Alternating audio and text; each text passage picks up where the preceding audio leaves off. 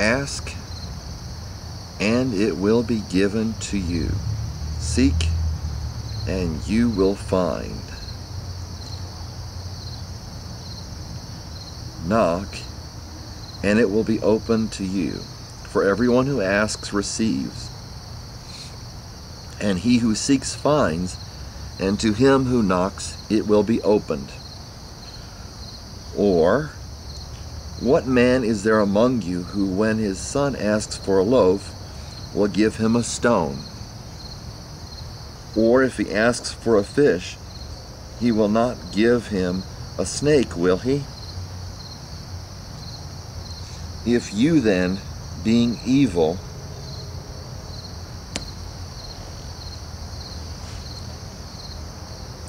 know how to give good gifts to your children, how much more will your Father, who is in heaven, give what is good to those who ask him?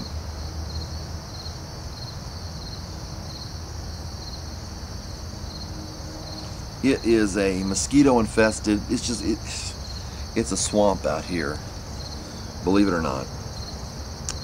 It's just very moist and a lot of times soppy out in the rear part of the apartment complex.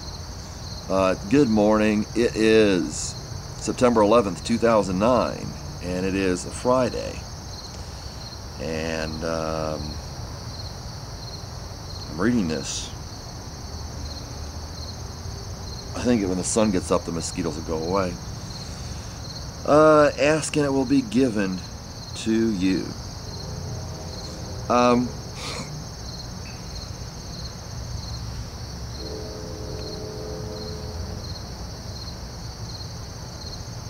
If you look at the story that Jesus told about the widow, she said, "Give me justice against my adversary." And she kept on going to him, and he told them that the unjust judge would not give her what she asked for. And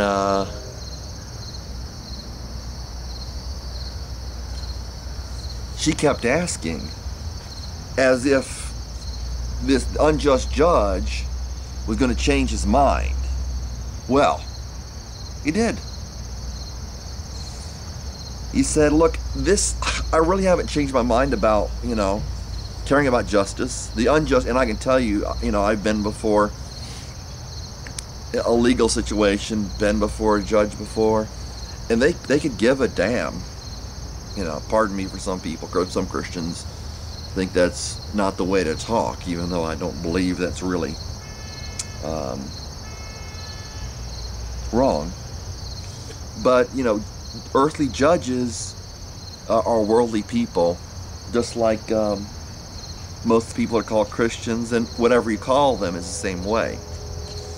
And this particular judge, Jesus gave a perfect example because that's exactly the way it is. She didn't give a damn, or he didn't give a damn, or she didn't give a damn, or actually he didn't give a damn about the widow. He said, look, forget it. I'm not helping you. I'm not judging justly for you. And the widow kept coming as if she knew something. And it turned out she did. She figured out this judge is going to be bothered by me, and it's going to drive him crazy, and he's going to give me what I want, even though he's unjust. Whereas Jesus in that story would say, even though he's unjust, he's going to give the widow what she asked for because she keeps on bothering him. Now, the just judge, God, may not be instantaneous. But Jesus says here in this particular quotation, ask and it will be given to you. Seek and you will find. Knock and it will be open to you. So I think it seems to me to be the same, or I believe it is the same type of thing, but different aspects.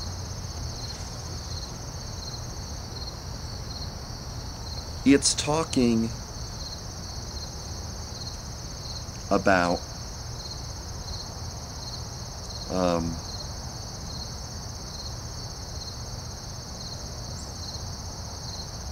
religion. It's talking about God, and it's specifically talking, your Father is in heaven, give what is good to those who ask Him. Another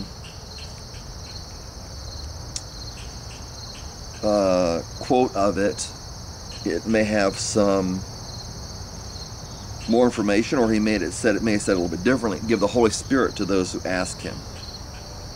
So it's a spiritual thing. I mean, that's his perspective. So you ask, so you'll get. You seek, so you'll find. And you will find.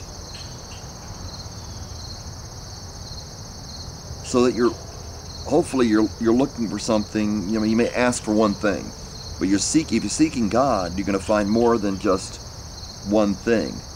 Knock and it will be open to you.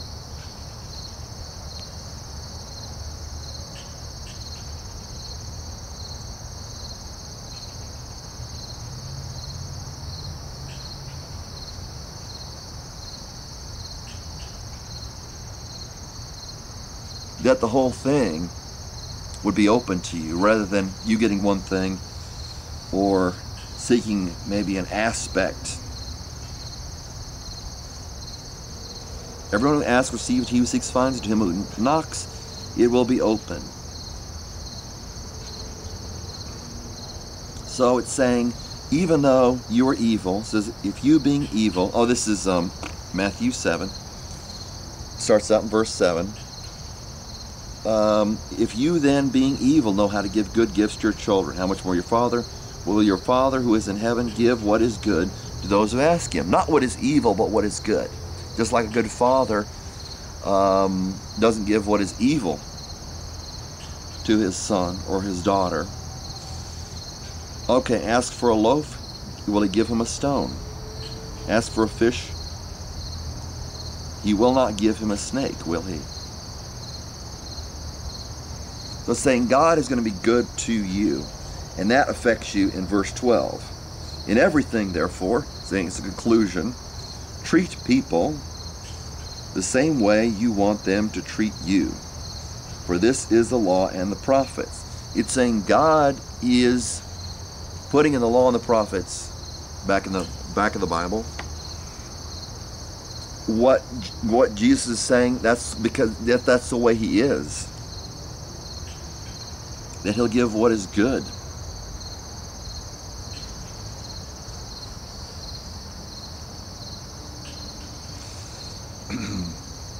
So you expect good things from your Father in heaven, and He knows what is good. So that should be the expectation, and then that should be your expectation. That if you're going to have an association with God, that you're going to treat people the same way you want to be treated.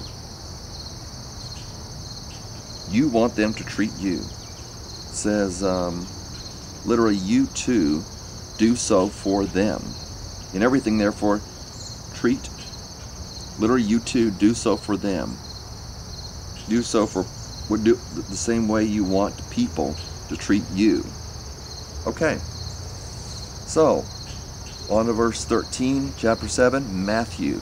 Enter the narrow gate, for the gate is wide, and the way is broad that leads to destruction, and there are many who enter through it. Saying there are a lot of people going through to destruction. See the beautiful sun? I can see it in the viewfinder, or in the imager there. Enter through the narrow gate, for wide is the gate, or therefore the gate is wide, it says in this translation, and the way is broad that leads to destruction. Just a word order thing. Greeks has a different word order. And there are many, you put in different word orders when you translate it, and there are many who enter through it. So there's a lot of people going through to destruction. That is the way they go. And also says, enter through the narrow gate, for the gate is wide that leads to destruction, and the way is broad that leads to destruction, and there are many who enter through it. For the gate is small, and the way is narrow that leads to life, and there are few who find it. Okay, I'm going to do a two-parter here. So I'm going to shut this one down and start up another one, and hopefully, these people are not too bored. Hopefully the mosquitoes aren't getting to you.